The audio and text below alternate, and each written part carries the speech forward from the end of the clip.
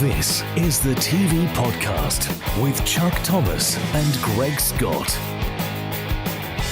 Hello, good evening, and welcome to the TV Podcast. As usual, I'm joined by the king of all media. It's Mr. Greg Scott. How are you, Greg? Not very well. ITV has decided to reschedule their Saturday night lineup after a disappointing start to autumn. Disappointing. Are you surprised? Disappointing? Is that the understatement of the year? Well, shall we talk about some of the shows that failed?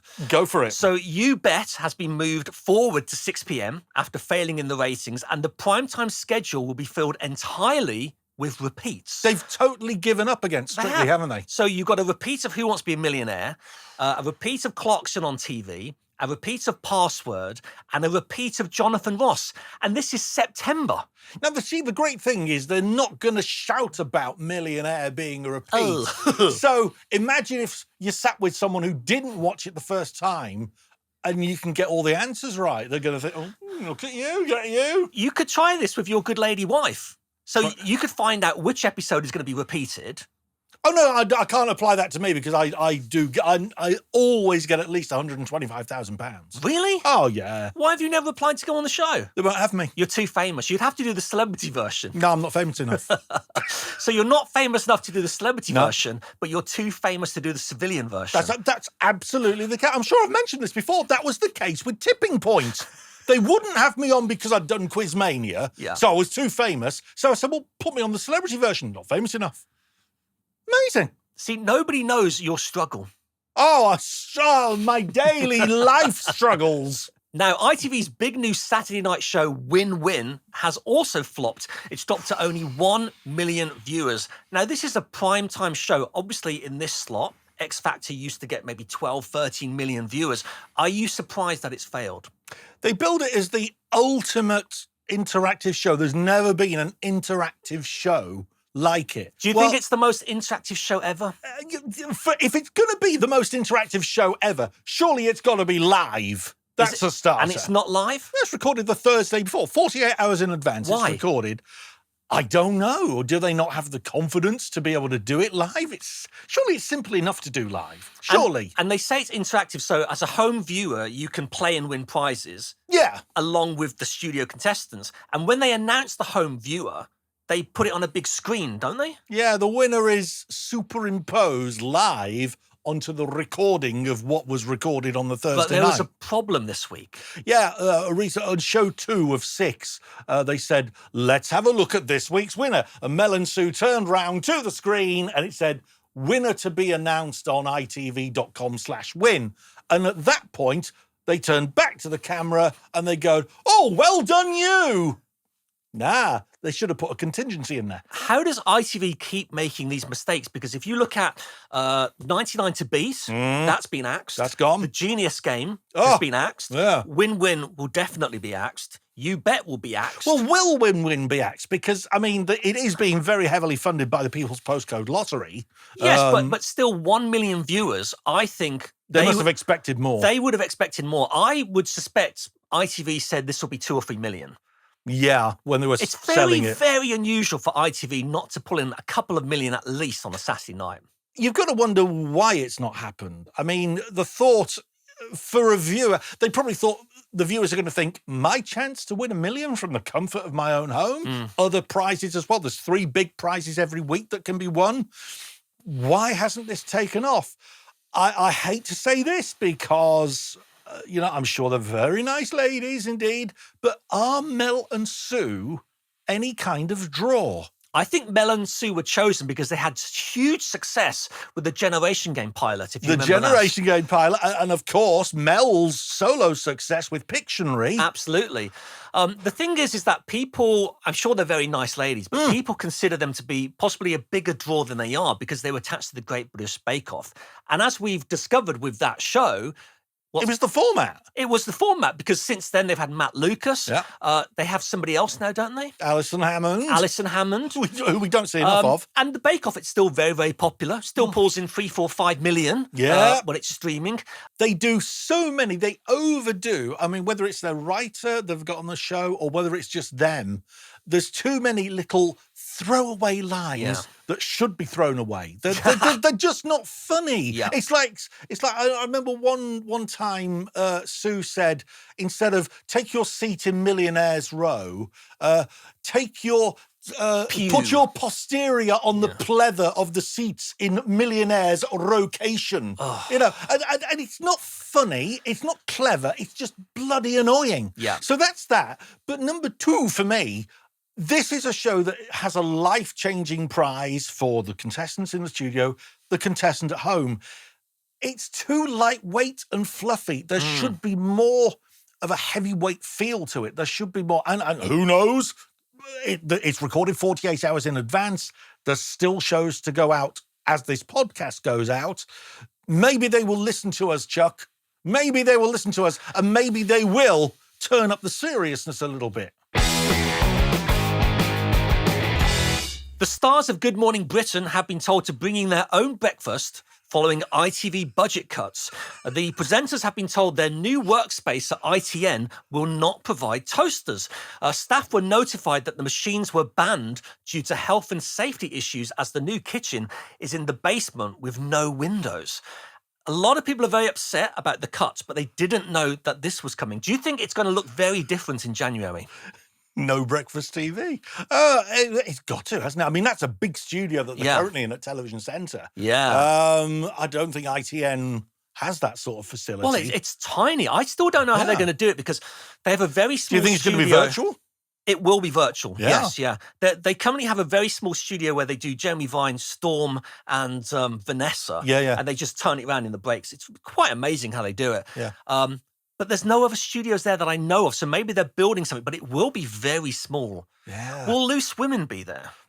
I think they're going to what was the Hospital Club. Oh, has that happened? Yeah, I think that's where they're going. But again, it's smaller, so they've taken out the studio audience. I think it's going to impact I mean, this morning as well, he's leaving Television Centre. They're really going to impact how the shows look on screen, and it's not going to be favourably either. No. Every show is going to look cheaper. I think they should have just totally redone the schedule. I would have dropped This Morning. I would have dropped Loose Women. Good Morning Britain is necessary viewing, you know. It's a flagship show for them. You have to start the day with news, don't you? So there's no point in replacing Good Morning Britain with another breakfast. You know, you've got the brand, you've got the presenters who are identifiable. Keep Good Morning Britain. This Morning, Lorraine, take it or leave it. Loose Women, same, without the audience. The atmosphere is going to be flat. So bring in a game show. I still say 9:25, put a game show in. Nowadays, it would have to be an hour because they're all an hour. But put a game show, something alternative to what's going out on BBC One. I mean, you've got that Morning Live with Gethin and Helen and all that lot. Give an alternative, not more of the same. Would you like to bring back Anna Nick?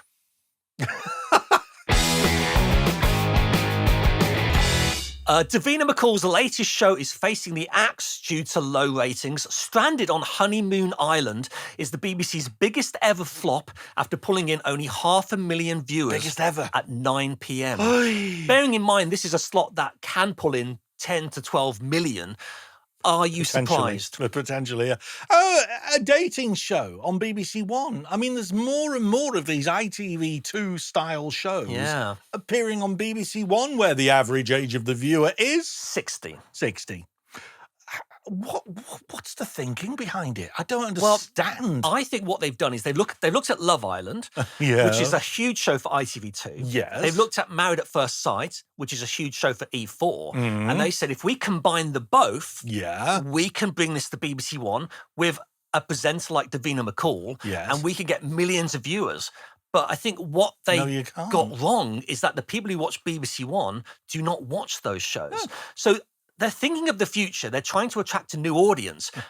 But I don't think that audience will ever go to BBC One. No, absolutely not. And it's been proven that they won't. I mean, you say it won't be renewed, and you say it's going to be pulled. It should be pulled now. Yes. It should be pulled now, and the remaining episodes, if anybody wants to watch them, stick them on iPlayer. Well, do you know what I would do? I would straight away, move it to BBC Three. Because I would say... Well, it's more we of a know the suitable home for BBC it. Three audience will love that show. If you watch it on BBC One Hang and on, the enjoy BBC it... Three what? The BBC Three viewers... Who are they? There's 7 of those. Oh, there's Yes. 7, right. They okay. will love that show. And if you liked it on BBC One, then you'll go across to a new channel. So it's win-win. Yeah, But not the Mel and Sue win-win. No. And then put on a repeat of Bargain Hunt, because that'll do a lot better than this. Yeah, I mean, you're not wrong. I mean, what does Bargain Hunt pull in? Is it like Million and a half? Yeah, well, at least $1.5 million at 12:30 in the afternoon. It's a bit crazy that you're getting more in that slot than many more. So they spent £5 million on this. Do you think that was money well spent? Yes, of course I do, Chuck. Oh, damn it, God. Do you think the format had something to do about it? Because Davina was very excited about it. She said, the thing I love about this show is that singles arrive on Honeymoon Island with no idea who they're going to marry. But things get really complicated when they visit the sinister Couples Cove, where anything could happen. Anything can happen, Greg. Yeah, right. Here's the thing. Dating shows, I'm just sick of them. People cannot meet anyone in real life anymore, right? Yeah. So they're all using the dating apps. People have had enough of the dating apps, and they've decided, I'm going to find my future wife on BBC One. Is that right? That's what they're thinking. They're using terrestrial TV channels to find the one. Right, okay, yeah. And then tracking them down on social media. Yes. And slipping into DMs. Has anyone ever slipped into your DMs? No. TV recluse Simon Cowell is Oh, returning bless to him. Netflix with a brand new series called The Next Act. Oh, that sounds like a brand new series. In the show, Simon will reunite with Pete Waterman to hunt for Britain's best new boy band. How old's Pete nowadays? He's in his 90s now. A Netflix spokesman said Simon has never done anything like this before. Viewers will be shocked by this exciting new format. Are you looking forward to this? Flop, Aiken and Waterman. Yeah. I loved a bit of Stock Aitken and Waterman. I did, actually. One of them's gone a bit funny. I don't know which one it is.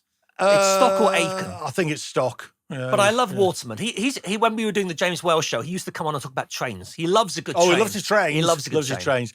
I was a big fan of their music as well, and I know it was churned out, and I know they were called the Hit Factory, and I know that they churned out these songs like a factory, but they were bloody good songs. It was Britain's version of Motown.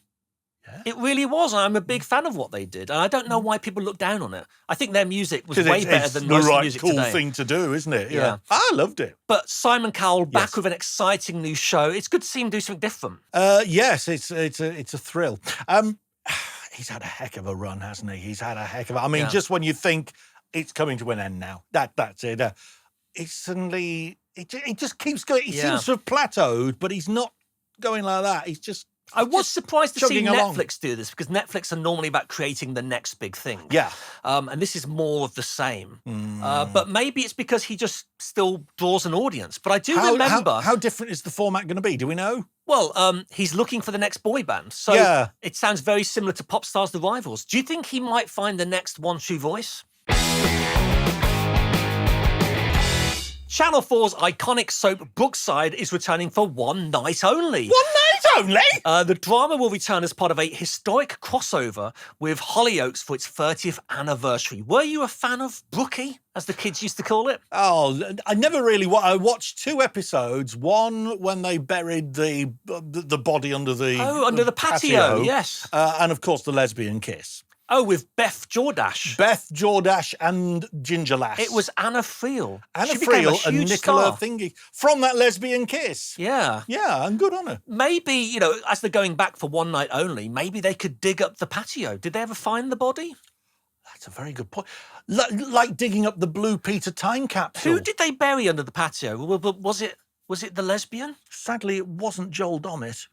He wasn't in Brookside. No, he wasn't. No, I'm sorry. That was my mind wandering. With Joel Dommett. I know. No, who was it who was under the patio? I don't know. Well, if you're watching at home, do let us know. A Channel 4 spokesman said, "We have reimagined where these characters are more than 20 years later. We hope viewers will enjoy welcoming these old friends into their homes again." I like the idea. I think it's a fun idea. As a one-off, though. Yeah. So you watch it once, and I suppose they're testing the water, and if it goes well, then, we might bring it back full-time or 2 or 3 episodes a week. I don't think know. Channel 4... I mean, this is the thing about terrestrial TV. I don't think they have the ambition anymore. I don't That's think true. anybody has the ambition to launch something as big as that ever again.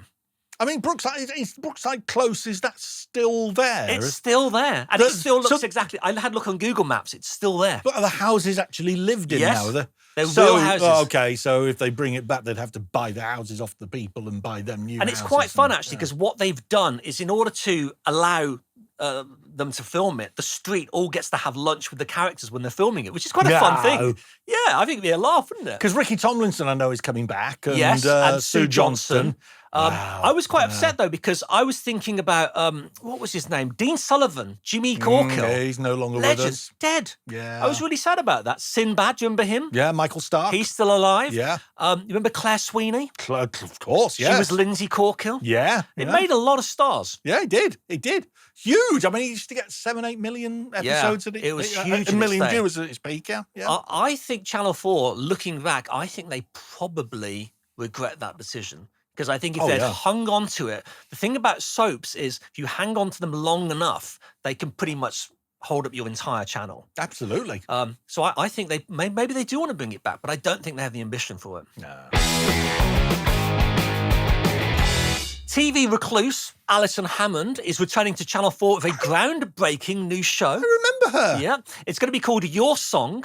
In the show, Alison Hammond will search for Britain's best singer with Eurovision sensation Sam Ryder and Paloma Faith. Right. A Channel 4 spokesman said viewers love talent shows almost as much as Alison Hammond. Together, they will be a match made in heaven. Yeah. Are you glad to see Alison finally back on TV? It's about time that she was given more stuff to do. Your Song will celebrate the best of the nation's hidden voices by giving singers the chance to perform a song that holds a deep personal meaning for them. There's the twist on this particular singing show. So are there any songs that hold a deep personal meaning for you? Yes, I've got a lovely bunch of coconuts. I would choose Agadoo. Yes. It meant a lot to me as a child.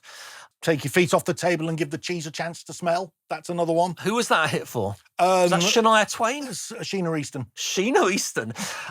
Now, there's a blast from the past. In an exciting new twist, singers won't know Paloma and Sam are judging them until they finish. No! I mean, that's completely different from anything I've ever seen. Oh, my word. Well, I mean, if that doesn't bring the viewers streaming in, I don't know what will. And it's made by the same team who did the piano. So this time it's not about the fingers, it's about the vocal cords. It's about the larynx. Yeah. Oh, why didn't they call it the larynx? And I hope that they have sob stories, because I don't want to hear a good singer. I want to hear somebody who's had a very tough childhood. Oh, tough upbringing, yeah. Because if you look at everybody's favourite singers, Elton John, Bruce Springsteen, Victoria Beckham, they've all had terrible childhoods, and that's why we love their songs. Exactly Not that. because they're good singers. It's the weird world of television where failure seems to be rewarded because, hey, they're a nice person. That's what I keep hearing. You make it sound like that's a bad thing. No, that's what I keep hearing. No, you can't say that about X, Y, and Z because they're a nice person. Yeah. They might be a nice person, but they're fucking shit at the job. Channel 4 has commissioned a brand new dating show called Love is the Blood. A dating show? Yes. Oh, yes. In the show, two strangers will go on a blind date while donating blood. Will this be a hit? Two strangers will go on a date whilst donating blood. Yes. I don't want to be AB negative about this. Hey! That's bollocks. That really, what? This is a one-off, is it? I'm assuming this is going to be one half-hour show. This is a series. As they're giving blood, there will be a divider between the pair so they won't be able to see each other. So it's a bit like Blind Date, and they're hooked up to machines, and once they've both given enough blood, Channel 4 will then give them the chance to meet in real life, but you have to give a certain amount of blood first. What did they do with the blood afterwards? I think they donate it to the NHS, and it goes to save lives. Right, so there's no twist there. Well, saving a life is always a good thing. It would be the first ever dating show that has saved someone's life. I am AB negative. No, you're just negative. Yeah, that's true. But I am an AB negative, which apparently only 2% of the world has my blood. I am very rare. So you really are abnormal. Yeah.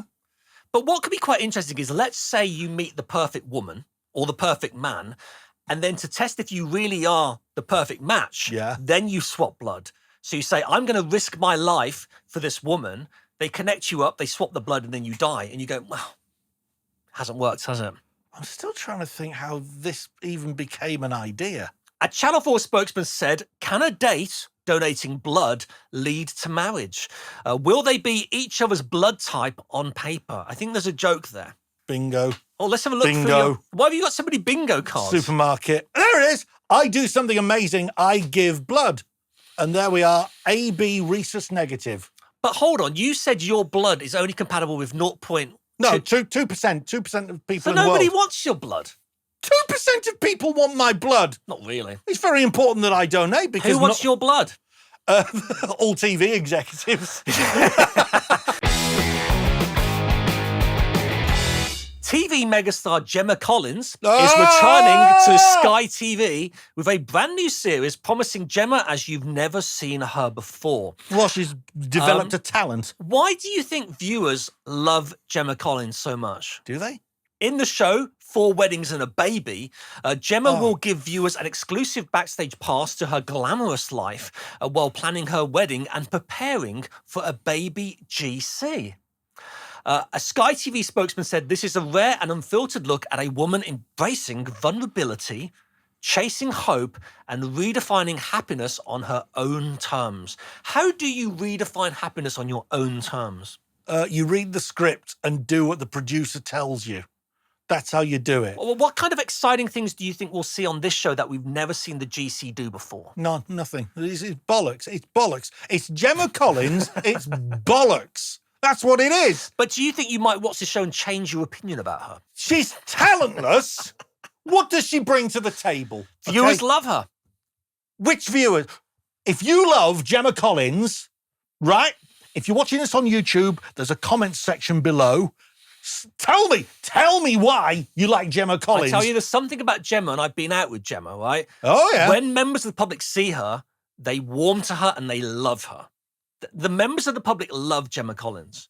She's very good with them. I think they consider she's relatable and she's one of them. She's like a golden good type thing. You're saying all the things that I mentioned earlier. Oh, she's a nice person. So does she deserve to be on television? Well, it's the same reason Stacey Solomon's on TV and Joe Swash. No, that's because they're with YMU management. But it's relatable, and I think people like relatable characters on TV. And I think... Doing what? I think you're not relatable. I think that's the problem. I think we need to, in order for this podcast to be more popular, we need to make you more relatable. Well, how would you do that? I think you need to have a lip job, because we all have massive lips now. I think you need to shave off your eyebrows and draw them on. You need 2 inches higher. You need some hair extensions. Yeah. And we've got to do something about this. And we've got to do something about this. I'm just saying, to be relatable now, you've got to have a lot of work done. Cheeky bastard! TV megastar Scarlett Moffatt is returning to Channel 4 after wowing audiences on Saturday Night Takeaway. In her exciting new show, 10 Days to 10K, Scarlett will help viewers earn extra money on the side by making maximum profit with minimal effort. That sounds like a good show. I love the way you say these your tongue is buried so far into your cheek. She is a TV megastar. I can barely tell what you're saying. I bet she's got a very big talent agent. She's been given chance after chance after chance, high-profile gigs. She's never broken through. You didn't enjoy her work on Ant Dec's Saturday Night Takeaway? Yeah.